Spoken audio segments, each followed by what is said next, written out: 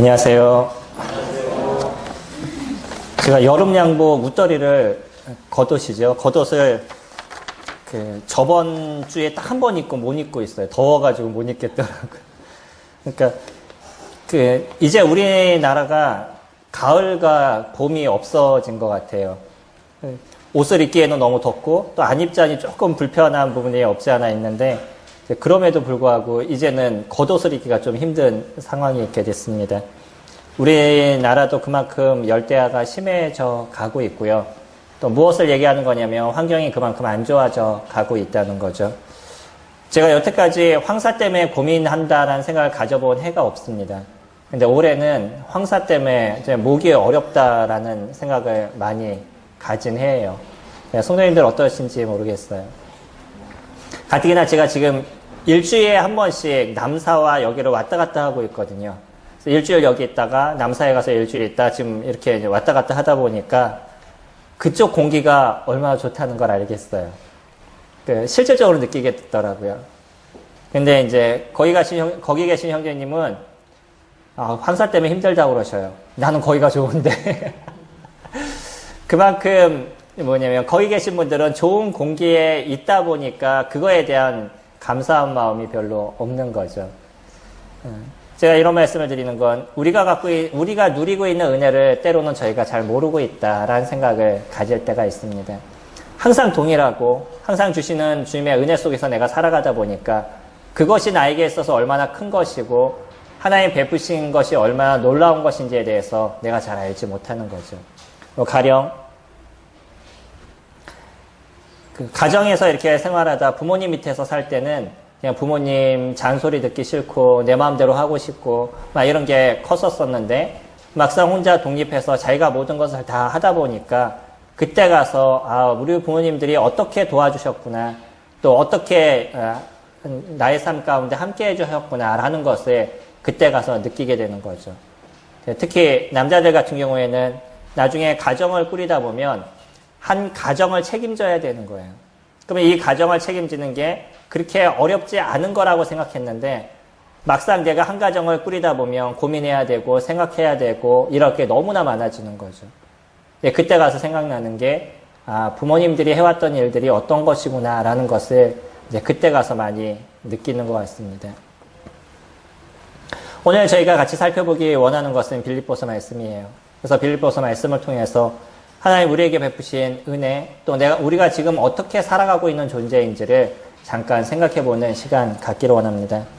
빌립보서 2장 1절부터 11절까지 말씀입니다. 저희 한 절씩 같이 교독하도록 하겠습니다. 이제 본문의 말씀을 알려드리니까 일찍 펴놓고 계시죠? 2장 1절부터 11절까지 한 절씩 보시겠습니다. 그러므로 그리스도 안에 무슨 권면이나 사랑의 무슨 위로나 성령의 무슨 교제나 긍휼이나 자비가 있거든 마음을 같이하여 같은 사랑을 가지고 뜻을 합하여 한 마음을 품어 아무 일에든지 다툼이나 허영으로 하지 말고 오직 겸손한 마음으로 각각 자기보다 남을 낮게 여기고 각각 자기 일을 돌로 또한 각각 다른 사람들의 일을 돌로와 나의 기쁨을 충만하게 하라. 너희 안에 이 마음을 품으라. 곧 그리스도 예수의 마음이니 그는 근본 하나님의 본체시나 하나님과 동등됨을 취할 것으로 여기지 아니하시고 오히려 자기를 비워 종의 형체를 가지사 사람들과 같이 되셨고 사람의 모양으로 나타나사 자기를 낮추시고 죽기까지 공하셨으니 곧 십자가에 죽으심이라. 이러므로 하나님이 그를 지극히 높여 모든 이름 위에 뛰어난 이름을 주사 하늘에 있는 자들과 땅에 있는 자들과 땅 아래에 있는 자들로 모든 무릎을 예수의 이름에 꿇게 하시고 모든 입으로 예수 그리스도를 주라 시인하여 하나님 아버지께 영광을 돌리게 하셨느니라. 우리가 잘 보고 있는 말씀 중에 한 말씀이죠. 특히 우리 성만찬 시간에 많이 읽고 그리스도 그분이 우리 가운데 보이신 것이 무엇인지를 같이 나누는 시간에 저희들이 인용하는 말씀 중에 한 말씀입니다. 오늘의 말씀의 1절을 보시면요. 1절을 이렇게 이야기합니다. 그러므로 그리스도 안에 무슨 권면이나 사랑의 무슨 위로나 성령의 무슨 교제나 긍휼이나 자비가 있거든 이라고 얘기를 하죠.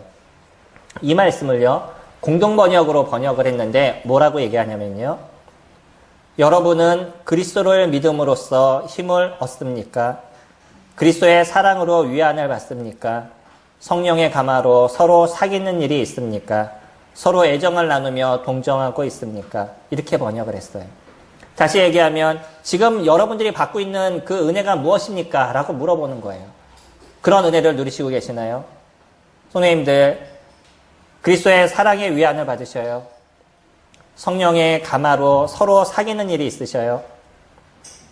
서로 애정을 나누고 동정을 함께 나누셔요? 이런 일을 저희가 같이 나누고 있다 그러면 저희는 무엇을 받고 있는 존재냐면 하나님의 은혜를 누리고 있는 그런 존재라는 거예요.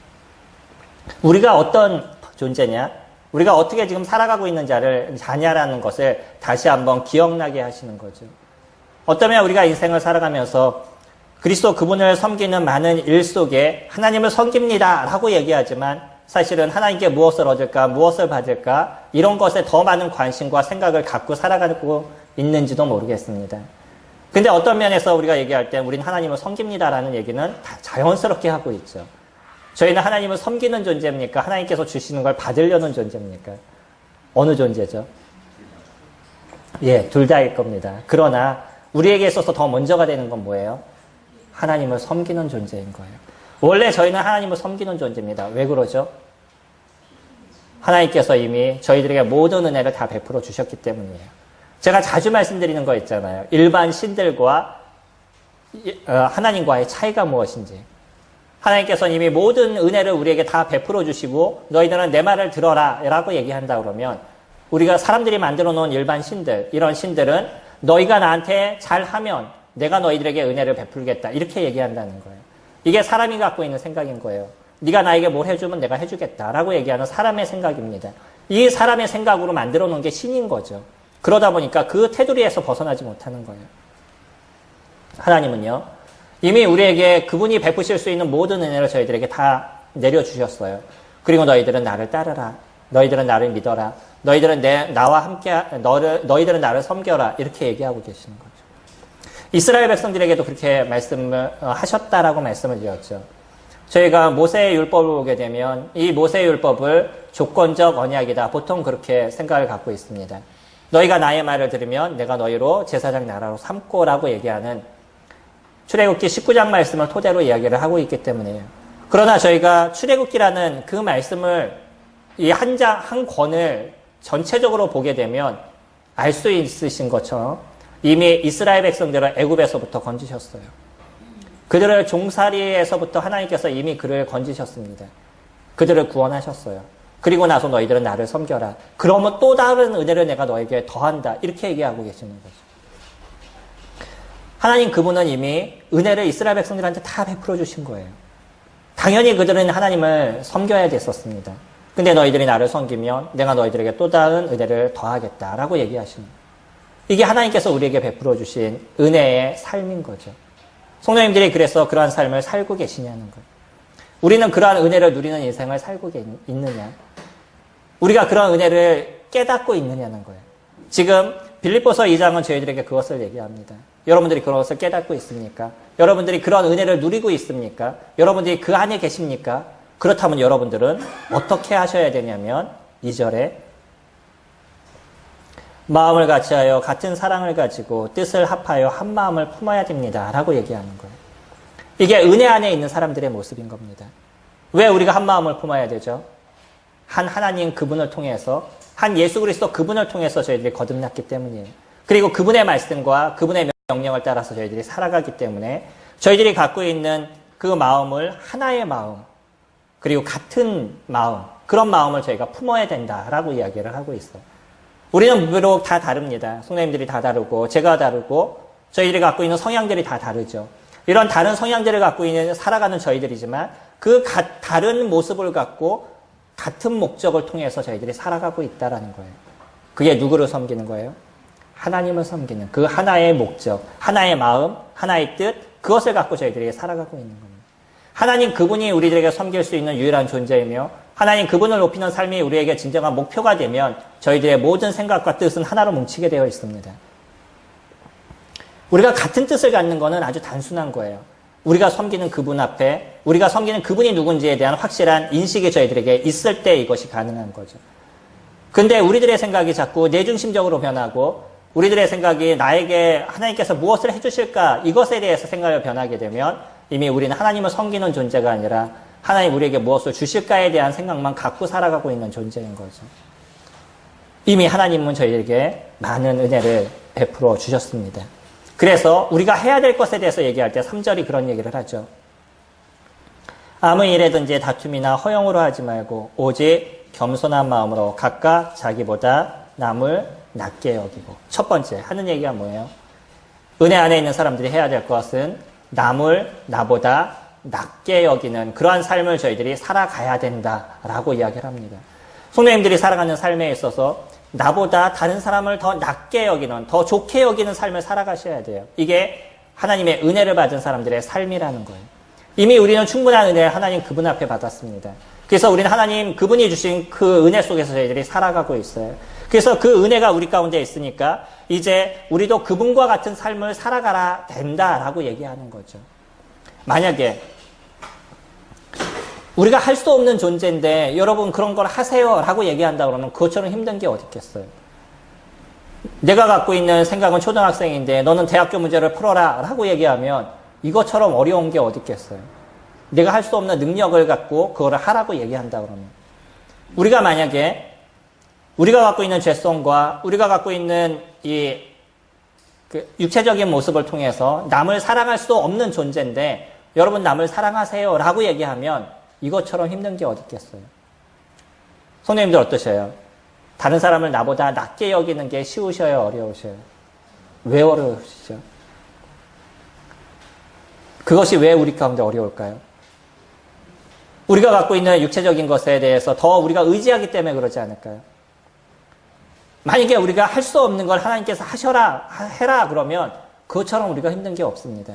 근데 많은 크리스찬들이 저를 포함하죠. 저를 포함한 많은 크리스찬들이 살아가는 데 있어서 나보다 남을 낮게 여기는 것, 낮은 게 아니고요. 더 낮게 여기는 우리나라 말이 참 어렵죠.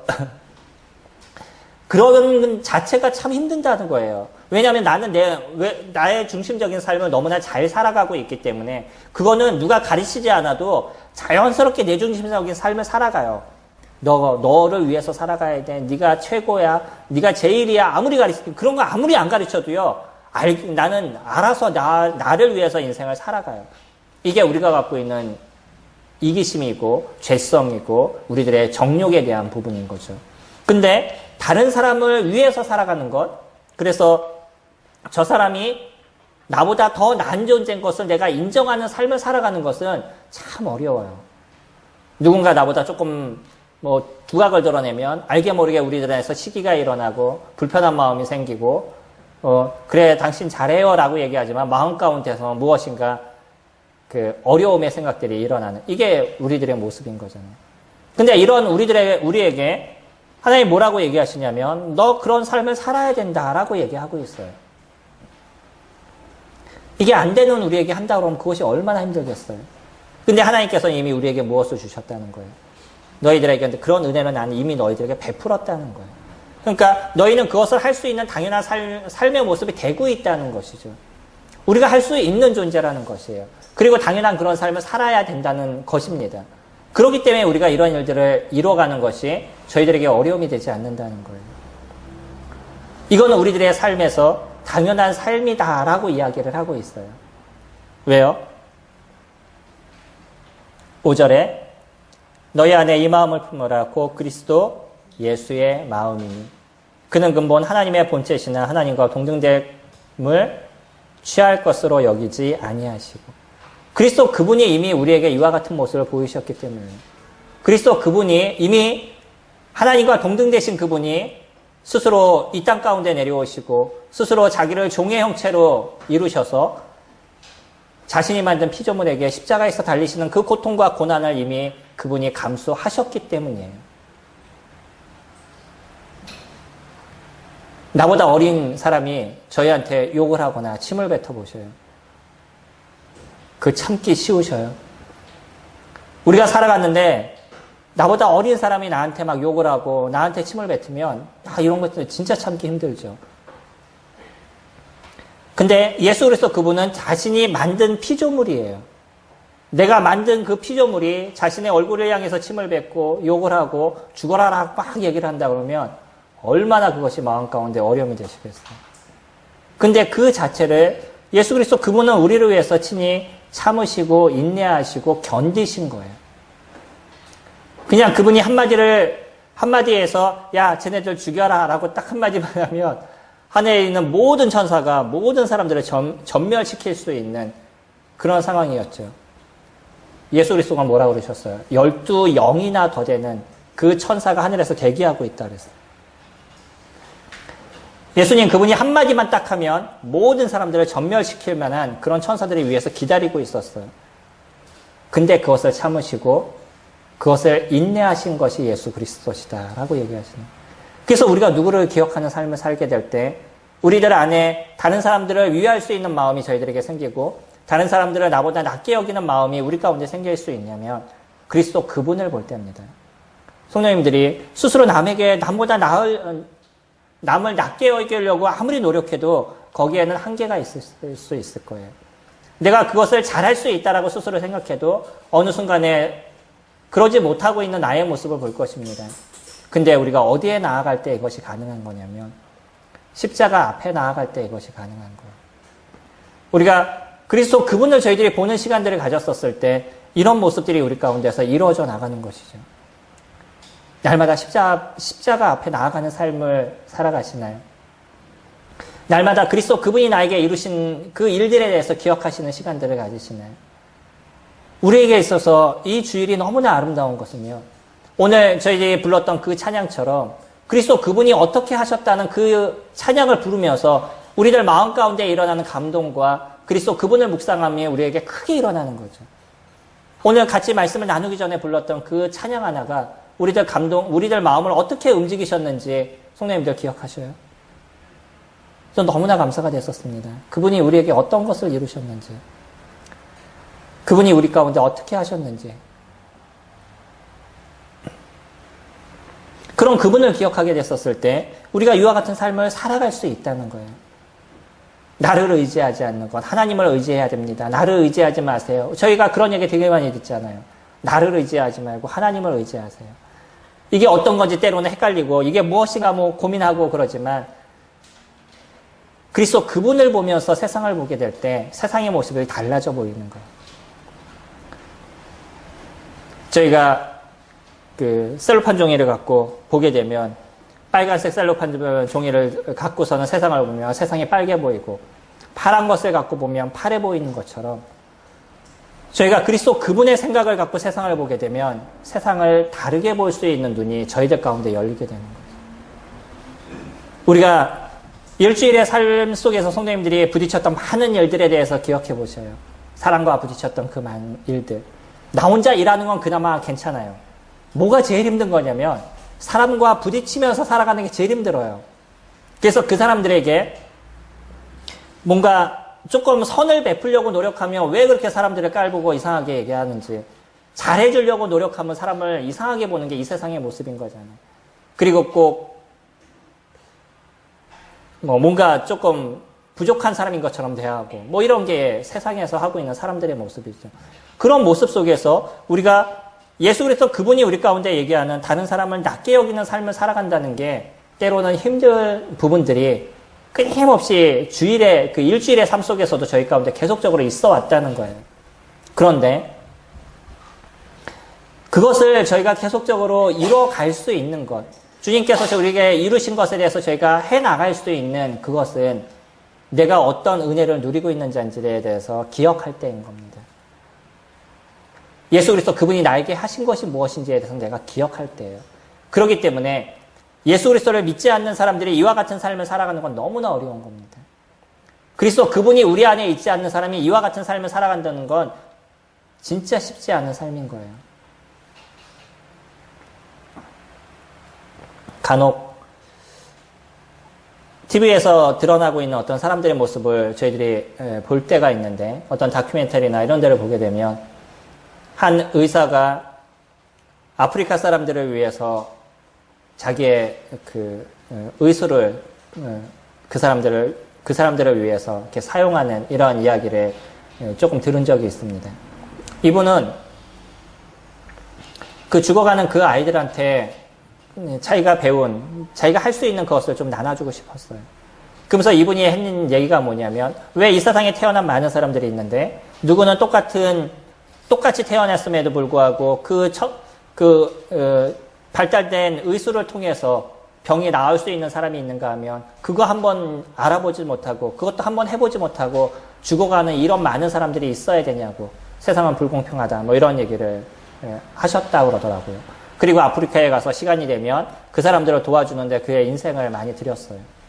그랬더니 그의 자녀들은 뭐라고 얘기하냐면, 아니, 아빠는 아빠가 좋아서 그 일을 하지만 왜 우리는 굳이 거기까지 가서 살아야 돼요? 이런 얘기를 아이들이 했다는 거예요. 그러다가 나중에 이분이 계속적으로 그 봉사의 삶을 계속 살아왔었는데, 한번 그 아들이 아빠를 쫓아서 아프리카를 가봤어요. 그리고 나서 이 아들의 생각이 완전히 변했습니다. 그리고 그의 삶도 나도 그런 삶을 살겠습니다 라고 고백을 했다고 그러더라고요. 이분이 한 아이를 치료를 해주는데, 그 아이가 뭐라고 얘기하냐면, 선생님이 나를 도와주시니까 제가 이제 나을 수 있을 것 같아요 라고 얘기를 한다는 거예요. 근데 개복을 해보니까 손을 댈 수 없는 상태였어요. 그리고서는 이제 닫았는데, 아이는 믿음을 갖고 있는 거예요. 선생님이 나를 도와줬으니까 제가 날 수 있고요. 내년에 오면 또 치료해 주실 거죠. 이렇게 얘기하면서 아이가 선생님한테 얘기를 하더래요. 이분한테. 마음이 너무나 아팠다는 거예요. 자신이 해줄 수 있는 거에 한계를 이제 마지막에 느끼는 거죠.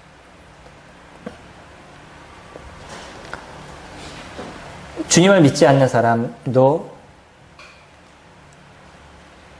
그와 같은 삶을 산다면 우리가 살아가야 될 삶의 모습은 어떤 것일까라는 것을 그 얘기를 들으면서 생각을 해봤습니다. 물론 그분이 하고 있는 어떤 재단의 이름이 뭐 소망인가 제가 그렇게 들은 것 같아서 기독교 재단 속에서 일을 이루고 있는 분이라는 생각을 조금 갖게 됐었어요. 우리에게 진정한 그리스도의 은혜가 있잖아요. 우리를 위해서 죽으신 십자가의 그 은혜가 저희 가운데 있고, 우리가 날마다 그 십자가의 은혜를 누리는 인생을 살아가죠. 그렇다고 하면 우리는 이제 그 은혜 가운데 있는 삶을 저희들이 살아가야 된다는 것.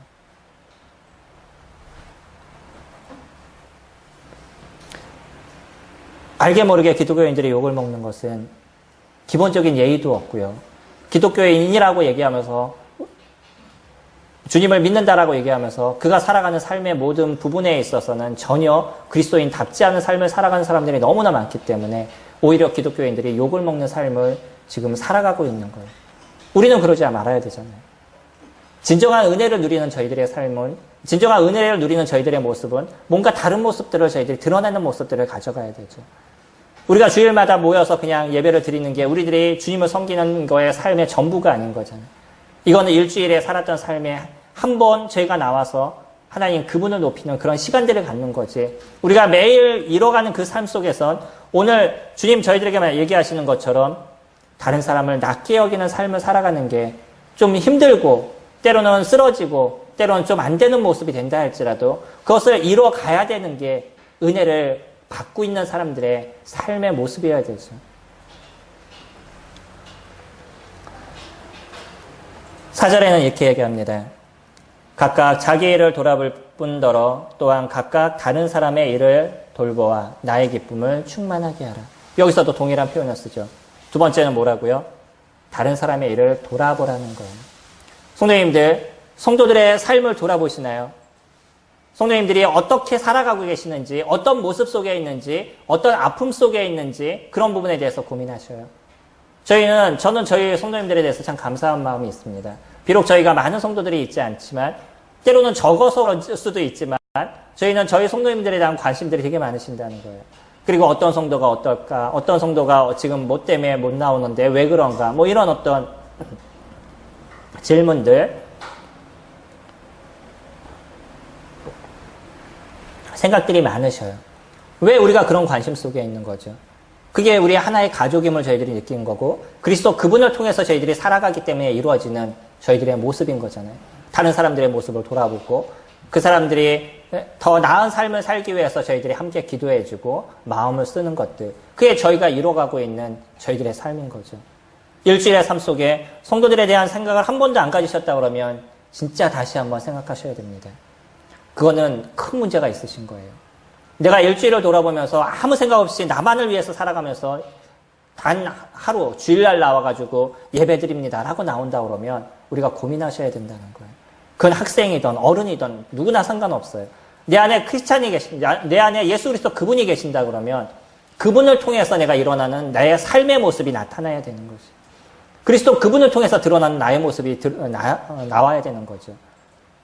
내가 그분을 묵상하고 그분의 은혜를 내가 누리는데 어떻게 그분 안에서 드러나는 삶이 저희들에게 안 나타나시겠어요?